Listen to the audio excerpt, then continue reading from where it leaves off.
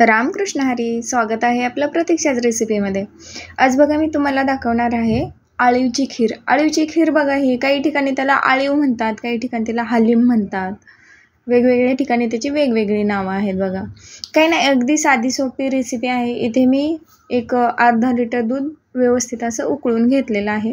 त्यामध्ये तुम्हाला जेवढं गोड हवं आहे त्या प्रमाणात तुम्ही साखर टाकायची आहे आणि त्याची टेस्ट येण्यासाठी अगदी एकच विलायची मी त्यामध्ये टाकलेली आहे.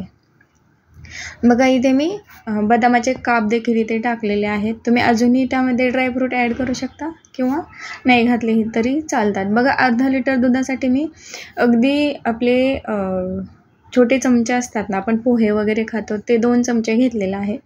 आता ते बघा मी ज्या पद्धतीने ते आळीव टाकत आहे त्याच पद्धतीने टाकायचं आहे. अगदी हळूहळू त्या दुधामध्ये आपण आळीव ॲड करायचं आहे, नाहीतर त्याच्या गाठी होतात. आणि आळीव टाकल्यापासून ते खाली उतरेपर्यंत ते कंटिन्यू हलवत राहायचं आहे, कारण ते अतिशय चिवट असे असतात. त्यामुळे बिलकुलही ते आपला गॅस सुरू असताना ते दूध असं शांत होऊ द्यायचं नाही, कंटिन्यू असं हलवत ठेवायचं आहे.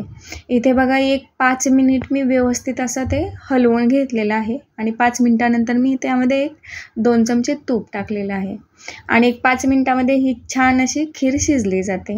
यामध्ये बघा खूप प्रमाणात कॅल्शियम असतं. ज्यांचे गुडघे दुखतात, जे बाळंतीण बाई आहे त्यांच्यासाठी अतिशय पौष्टिक अशी ही खीर आहे आणि झटपट होणारी आहे.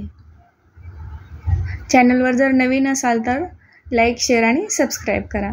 कमेंट देखील करा. धन्यवाद.